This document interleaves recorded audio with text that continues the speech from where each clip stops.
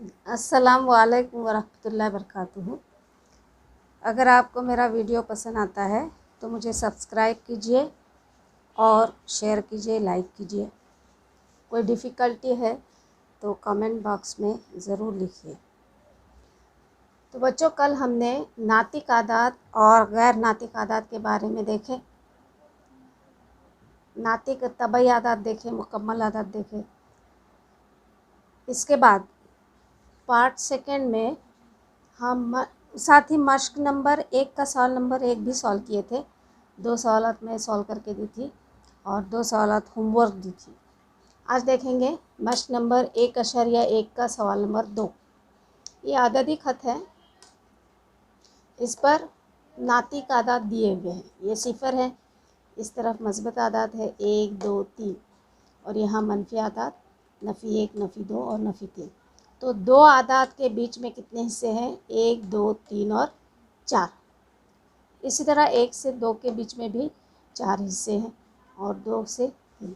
हर 2 आदात के बीच में 4 हिस्से हैं। तो इस अददी ख़त पर जो नंबर दिए हुए हैं और जो अल्फ़ाबेट दिए हुए हैं उनके ज़रिए 3 सवालात बनाए गए। पहला सवाल है इसमें, नुक्ता बी किस नातिक अदद को ज़ाहिर करता है? सबसे पहले क्या करना है, हमको नुक्ता बी ढूंढना है। नुक्ता बी किधर है? इधर है। अभी सिफर से 1 के बीच में कितने हिस्से हैं? 4। और नफ़ी 1 से नफ़ी 2 के बीच में कितने हिस्से हैं? तो 4 है। तो 4 और 4 कितने होते हैं? 8। फिर 8 क्या आ गया? और 2 हिस्सों पर क्या लिखा हुआ है? बी, दूसरे हिस्से पर। मतलब ये 4 8 हो गए, 9 और 10। तो यहाँ जो नातिक अदद रहेगा वो क्या रहेगा? 10/4। इसी तरह लिखते हैं हम नातिक अदद कैसे लिखते हैं? 10/4 आएगा। इसको और मुख्तसर कर सकते हैं क्योंकि 2 के पहाड़े में दोनों आदाद हैं। 2 दूनी 4, 2 पंजे 10। तो वो नातिक अदद कौन सा होगा जो इधर आएगा? 5/2 यहाँ आएगा। तो नुक्ता बी 5/2 नातिक अदद को ज़ाहिर करता है। ऐसा मुकम्मल जुमला लिखना है। क्या लिखना है? नुक्ता बी 5/2 नातिक अदद को ज़ाहिर करता है। आगे वही जुमला लिखना है। सवाल नंबर 2, अदद 1 सही 3/4 किस नुक्ते से ज़ाहिर किया गया है? 1 सही 3/4 को पहले कसर में तब्दील करना है। तो कसर कैसे बनेगी? 1 से 4 को ज़र्ब करो और इसमें 3 को जमा करो और /4 रहेगा। तो 4 एका 4 जमा 3/4। तो 4 जमा 3 कितने होते हैं? 7। 7/4। तो अदद 1 सही 7/4। इस 1 सही 3/4 की कसर क्या आई? 7/4। तो 7/4 का सबसे पहले ये मस्बत अदद है तो कहाँ आएगा 7/4? 1 सिफर से 1 4 हिस्से हैं और 4 के आगे 5 6 और 7 यहाँ पे आएगा। यहाँ क्या आएगा? 7/4।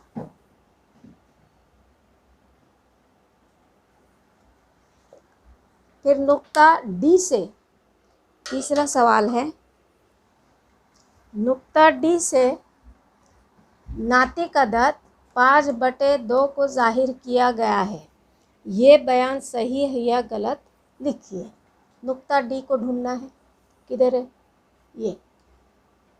लेकिन यहाँ 5/2 नहीं आएगा। हम गिनते हैं इसको।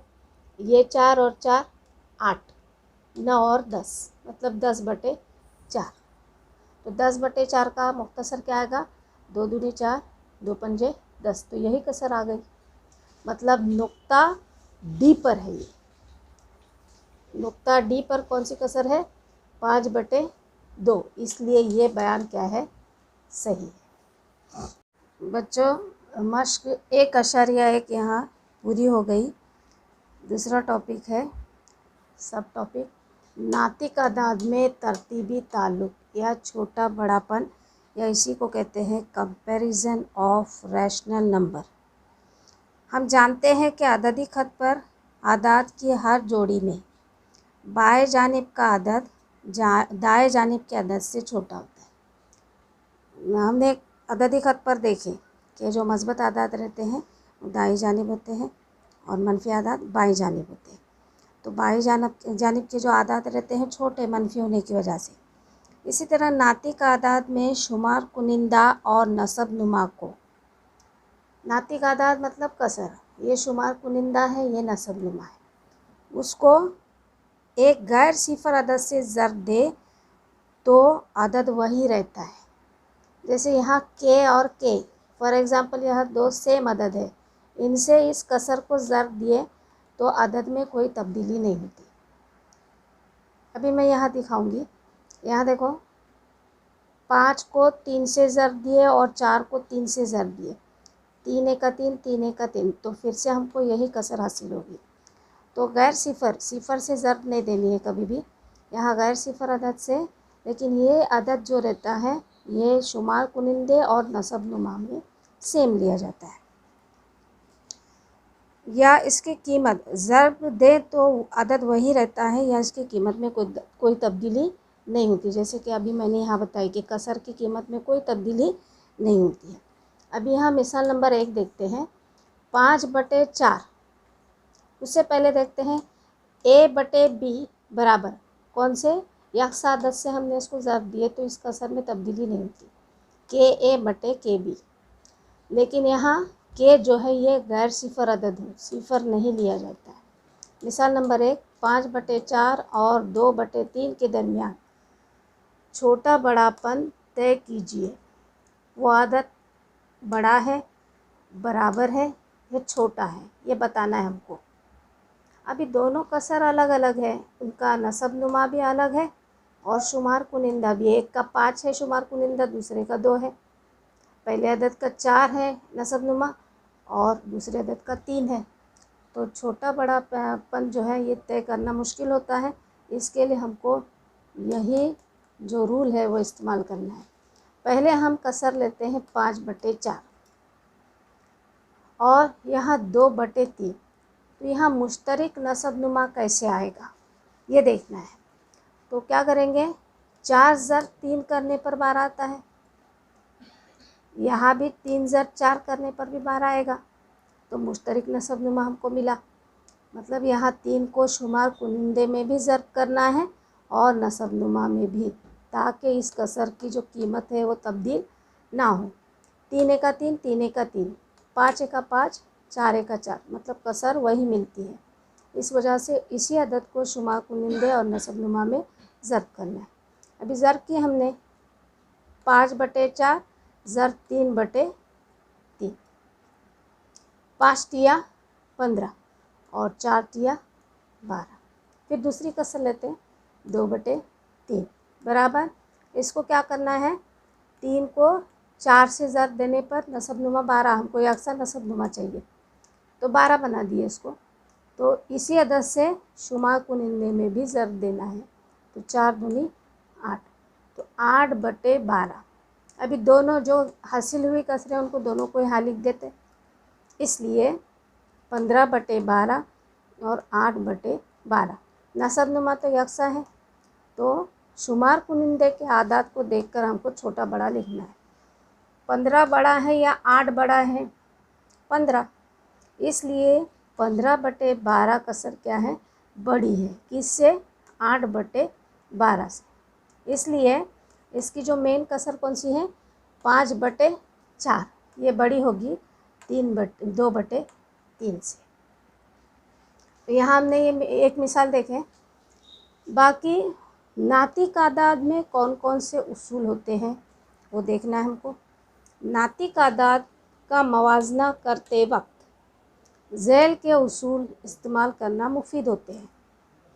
जैसे यहाँ 2 कसर है, A/B और सी बटे डी। नातिक आदाद में अगर बी और मस्बत अदद हो, बी और डी, बी और यहाँ डी आएगा, मस्बत आदाद हो और ये दोनों भी मस्बत आदाद, बी और डी मस्बत आदाद हो, और पहला उसूल, अगर ए ज़र्ब डी छोटा है बी ज़र्ब सी हो तो कसर कैसे रहेगी, ए ज़र्ब डी और बी ज़र्ब सी। ऐसी हो तो कसर इस तरह होगी, ए ज़र्ब डी छोटा होगा बी ज़र्ब सी से।